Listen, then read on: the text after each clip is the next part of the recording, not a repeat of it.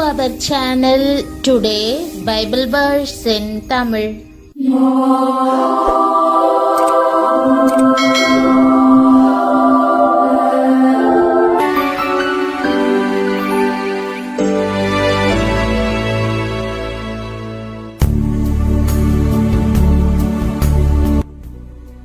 இன்றைய வசனம் யோவான் 3:16.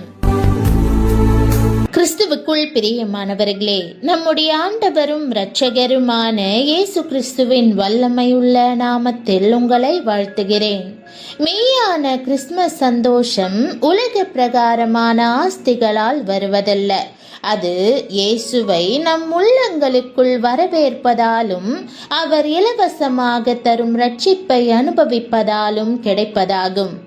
இன்றைக்கு தேவன் தம்முடைய ஒரே பேரான குமாரனை விசுவாசிக்கிறவன் எவனோ அவன் கெட்டு போகாமல் நித்திய ஜீவனை அடையும்படிக்கு அவரை தந்தருளி இவ்வளவாய் உலகத்தில் அன்பு கூர்ந்தார் என்ற அருமையான வசனத்தை தியானிப்போம். பிரியமானவர்களே, இன்றைக்கு டிசம்பர் 24 நாளை நாம் கிறிஸ்துமஸை கொண்டாட இருக்கிறோம். சிலருக்கு புதிய ஆடைகள், வெகுமதிகள் என்ற ஆசீர்வாதங்கள் கிடைத்திருக்கலாம். சிலருக்கு அப்படியான ஸ்லாக்கியங்கள் இல்லாதிருக்கலாம். மனம் கலங்காதிருங்கள். ஆடை மிகவும் அருமையான ஒன்று அல்ல என்பதை அறிந்து கொள்ளுங்கள்.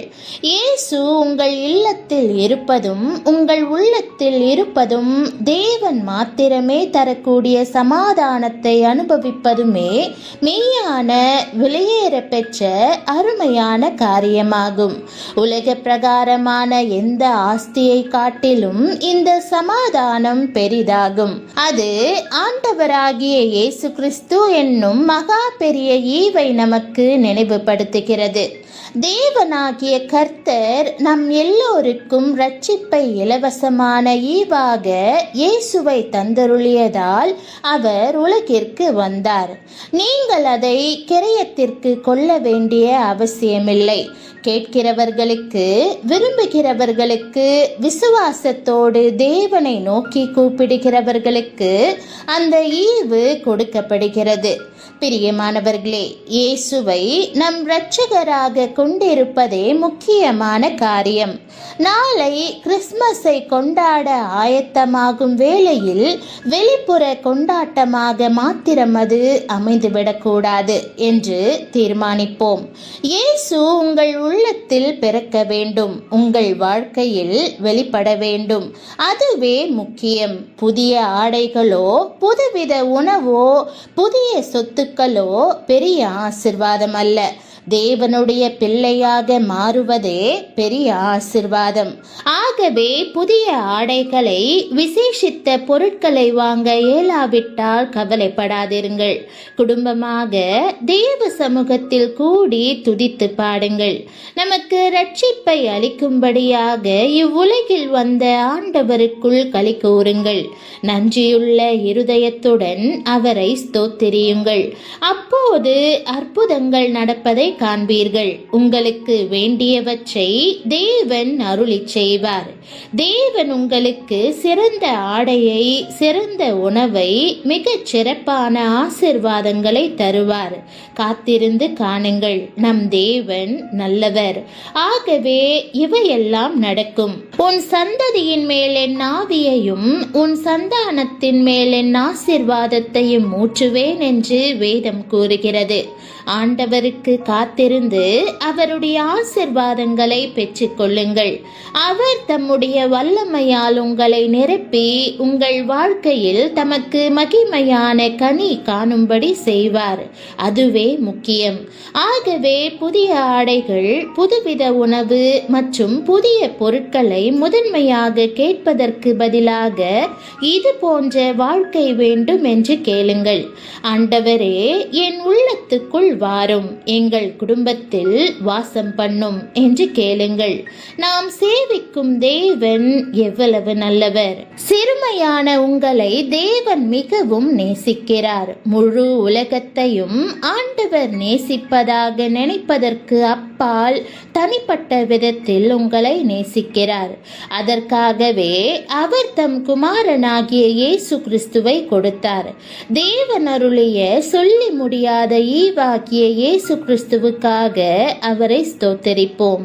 கிறிஸ்துமஸ் பண்டிகை காலத்தில் நாம் எல்லாரும் புத்தாடைகளை வாங்குவோம். 3 சட்டைகள் வாங்கினால் ஒரு சட்டை இலவசம் என்பது போன்ற அறிவிப்புகளை அடிக்கடி பார்க்கிறோம்.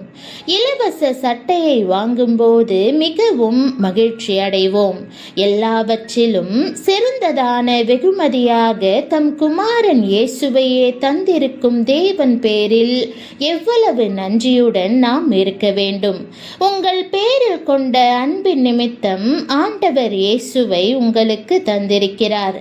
தேவன் உங்கள் பேரில் ஸ்திரமான அன்பு கொண்டிருக்கிறார் என்பதற்கு ஆதாரம் அதுதான்.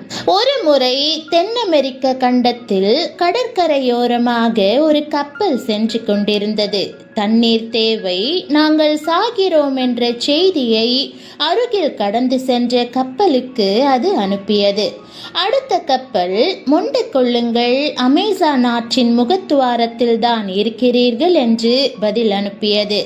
அவர்களை சுற்றிலும் நன்னீரே எங்கும் இருந்தது. மொண்டு கொள்ள மாத்திரமே செய்ய வேண்டும். ஆனாலும் உப்பு தண்ணீருக்குள் இருப்பதாக நினைத்து அவர்கள் தாகத்தினால் மரித்து கொண்டிருந்தார்கள். எத்தனை முறை ஆண்டவர் எப்போதும் விசேஷமாக உபத்திரவத்தின் காலத்தில் நம்மோடு இருக்கிறார் என்பதை அறியாதிருக்கிறோம். ஆண்டவரே, நீர் எங்கே இருக்கிறீர்? நான் செத்து கொண்டிருக்கிறேன் என்று தேவனை நோக்கி கூப்பிடுகிறோம். பிரியமானவர்களே, இயேசு நமக்கு மிகவும் சமீபத்தில் இருக்கிறார். அதை அறியாமல் நாம் அழிந்து போக தேவையில்லை. நாம் இறங்கி பருகி வாழ்ந்திருக்க வேண்டும். இந்த உலகத்தில் ஒருவரும் கெட்டு போக கூடாது என்ற அளவுக்கு தேவன் அதிகமாய் நேசித்தார். நம்மை ரட்சிக்கும்படியாக தம் ஒரே பேரான குமாரனை அனுப்பினார்.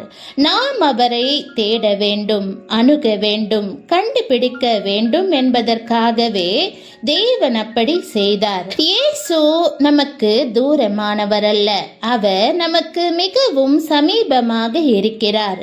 நீங்கள் அதில் முண்டு கொள்வீர்களா? இயேசுவை நோக்கி பார்ப்பீர்களா? பிரியமானவர்களே, அவர் உங்களை வாழ வைப்பார். நீங்கள் குறைவினால் சாக தேவையில்லை. இந்த உலகில் யாரும் அழிந்து போக ஆண்டவர் விரும்பவில்லை. அவர் உங்களை சாக அனுமதிக்க மாட்டார். நீங்கள் பிழைப்பீர்கள். இயேசுவினால் நீங்கள் வாழ்வீர்கள்.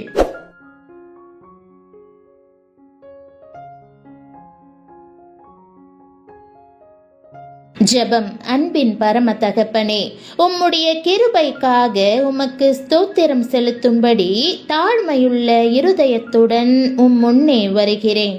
என்னை மீட்கும்படியாகவும் எனக்கு நித்திய ஜீவனை அருளும்படியாகவும் உம்முடைய ஒரே குமாரனாகிய இயேசுவை அனுப்பியதற்காக உமக்கு நன்றி செலுத்துகிறேன். உலகத்தில் ஒருவளாக அல்லாமல் உமக்கு அருமையான பிள்ளையாக தனிப்பட்ட விதத்தில் என்னை நேசிப்பதற்காக உமக்கு நன்றி செலுத்துகிறேன். ஆண்டவரே, உம் அன்பின் ஆழத்தை உண்மையாய் புரிந்து கொண்டு சொல்லி முடியாத ஈவாகிய இயேசுவுக்கு நன்றியுடன் வாழ எனக்கு உதவி செய்யும். நான் நினைக்கிறதற்கும் அதிகமாய் நீர் எனக்கு சமீபமாய் இருக்கிறீர் என்பதை எனக்கு நினைவுபடுத்தும்.